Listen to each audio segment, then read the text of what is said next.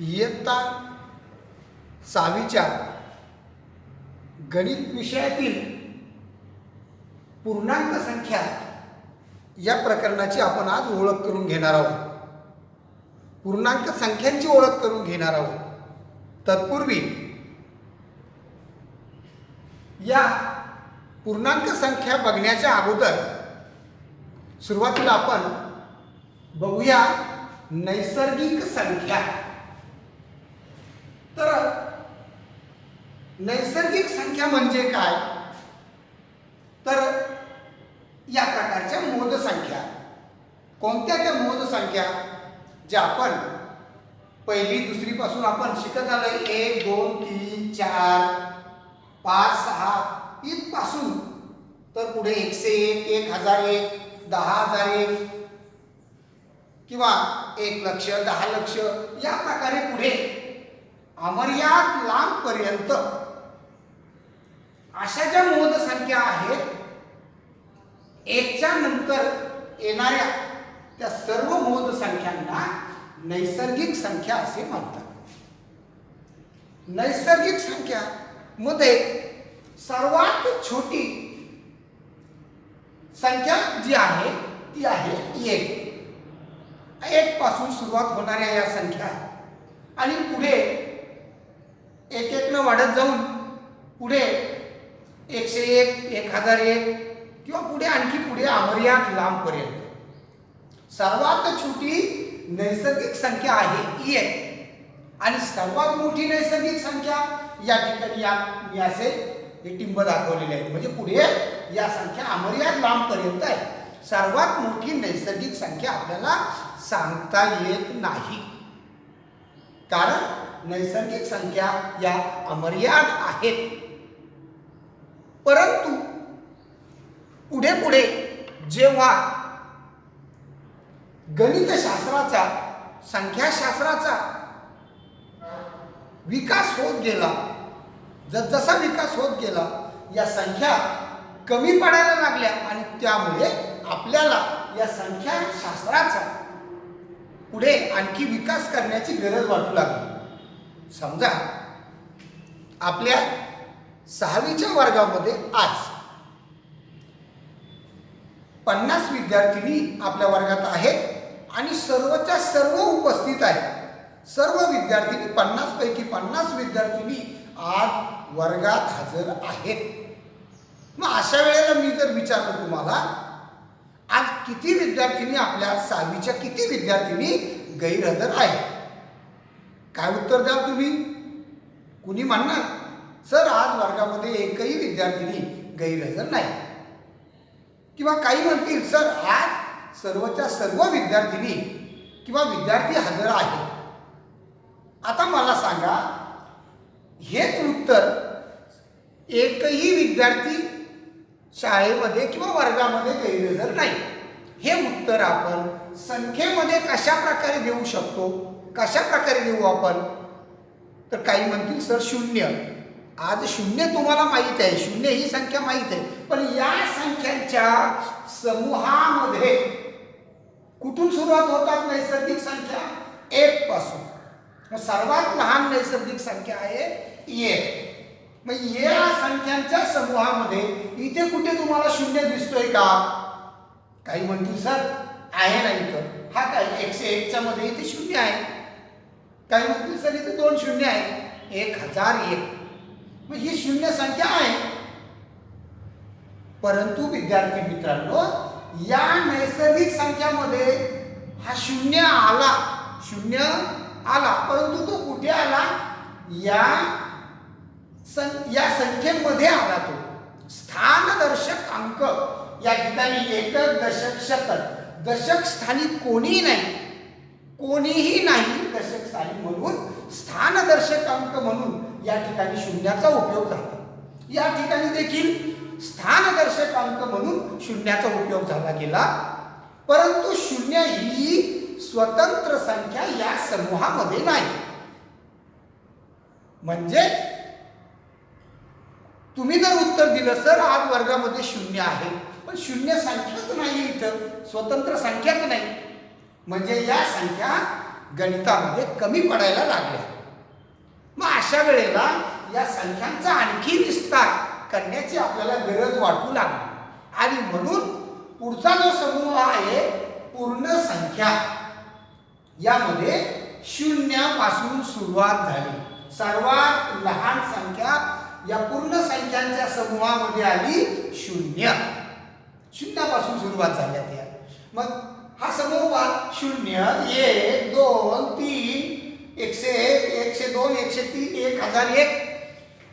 वरच्या नैसर्गिक संख्यांच्या समूहातील सर्व संख्या या समूहामध्ये आल्यात. वाढलं कोण? फक्त 0.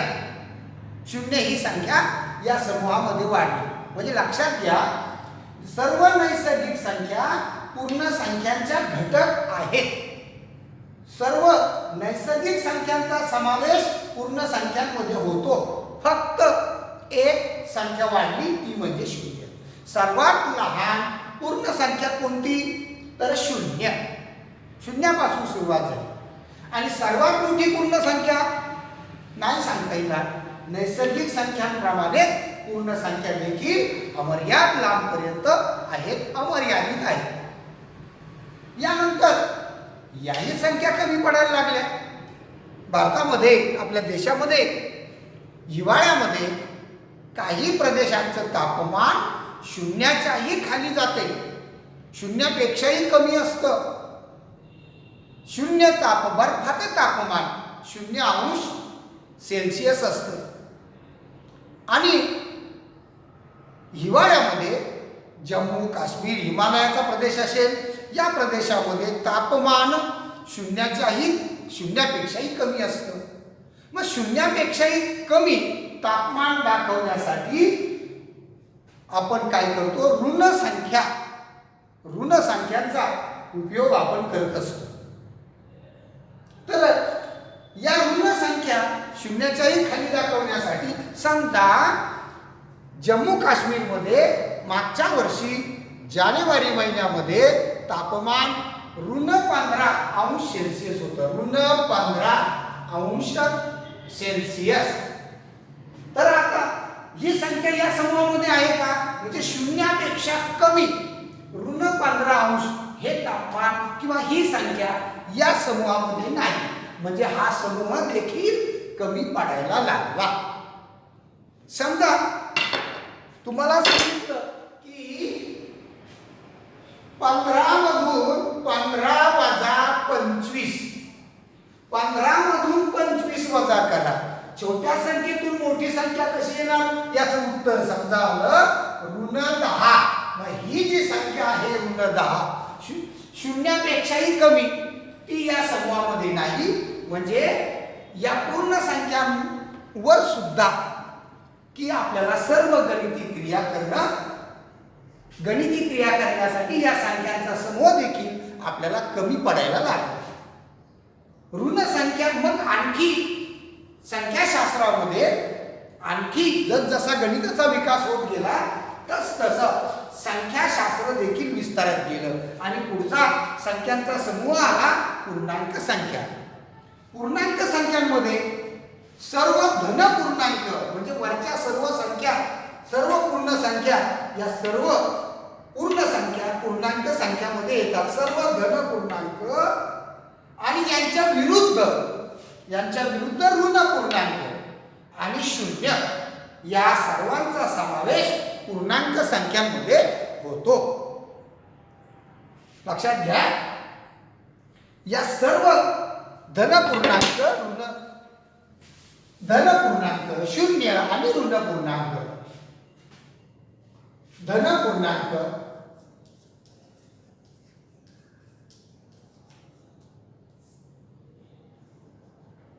0 आणि ऋण पूर्णांक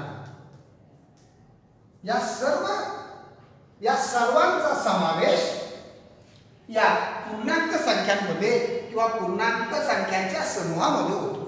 लक्षात ठेवा, या सर्व वरील संख्यांचे सर्व समूह यांचा समावेश यात आहे.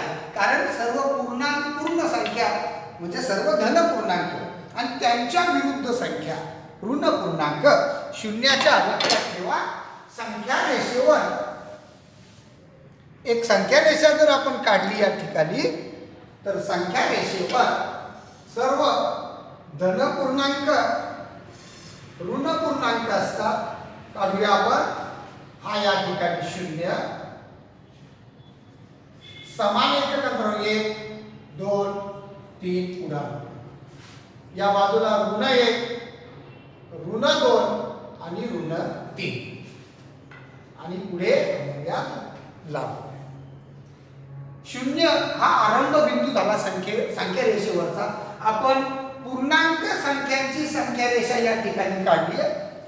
आरंभ बिंदू आहे 0. शून्याच्या उजवीकडे समान एकक अंतरावर या संख्या धन पूर्णांक दाखवले आणि शून्याच्या डावीकडे समान एकक अंतरावरती मी या धन पूर्णांकांच्या विरुद्ध संख्या 1 ची विरुद्ध संख्या ऋण 1 धन 2 ची विरुद्ध ऋण 3 धन 3 ची विरुद्ध ऋण 3 अशा प्रकारे सर्व धन पूर्णांक 0 आणि सर्व ऋण पूर्णांक धन पूर्णांकांच्या विरुद्ध संख्या या सर्व संख्यांचा समावेश पूर्णांक संख्यांमध्ये होतो. तर लक्षात ठेवायचं आपण की या सर्व संख्या आपल्याला ओळखता आल्या पाहिजे. आता संख्या रेषा आपण ही काढून टाकू. इकडे लक्ष द्या. आता सर्व वर्गीकरण करा. ऋण पूर्णांक धन पूर्णांक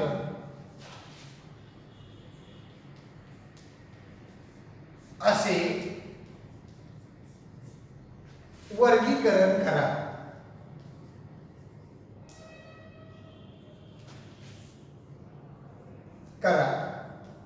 कुणाचं पुढील संख्यांचं ऋण 5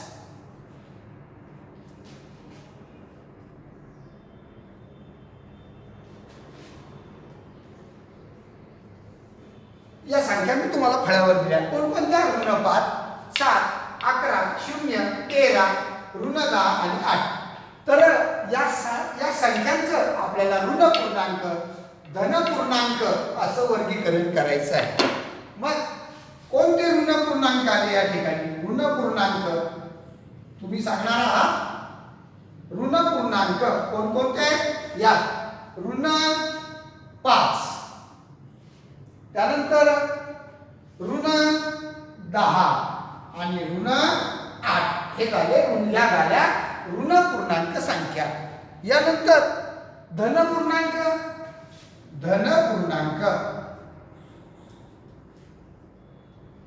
धन पूर्णांक असलेल्या संख्या आहेत 7 11 13. मग राहिलं कोण? फक्त 0. काय राहिलं? फक्त 0. 0 ही संख्या धनही नसते आणि ऋणही नसते. लक्षात आलं तुमच्या?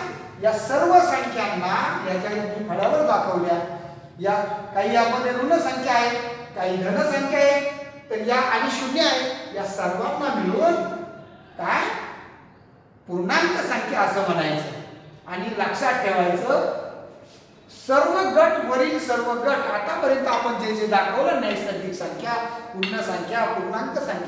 पूर्णांक संख्यांमध्ये यावरील सर्व धन पूर्णांकांचा या सर्व संख्यांचा समावेश होतो. वाढला पण फक्त ऋण पूर्णांक. ठीक आहे. या ठिकाणी आपण आता इथे थांबूया. धन्यवाद.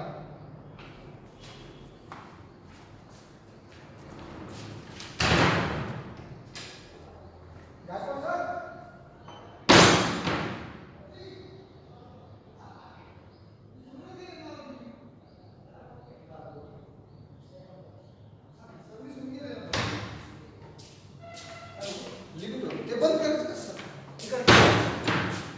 ते बरोबर ॲडिट करून टाकेल. किती मिनिटं झालं? सर टाईम त्यालाच माहिती बघ. बरं. सर माझं आता एक नाव टाकून द्या तुम्ही एवढं. हे नाव बरोबर. एवढं ओके ओके. नातवंडास पत्र असं मोठ्या अक्षरात विषय राहू द्या ते विषय पण कट करा आणि मोठं घ्या बाकी काही हां माझा मी याच्यात काही बरं नाही. Okay okay.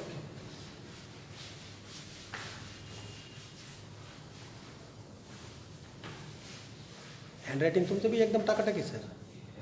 खूप मोठा काढावा लागतो. हे थोडंसं कलर खडून काढा. माझा पूर्ण बोर्ड मोकळा राहतो. सेंटरला एक लाईन मारा फक्त अशी. हे नाही हे सेंटरला नाव घ्या नातवंडास पत्र. इथं पहा इथं आहे ना लेखक नंदू नाटेकर कंसामध्ये 1920 तिथे आडवी लाईन. ओके शिल्पकला शिल्पकला गाडेकर सर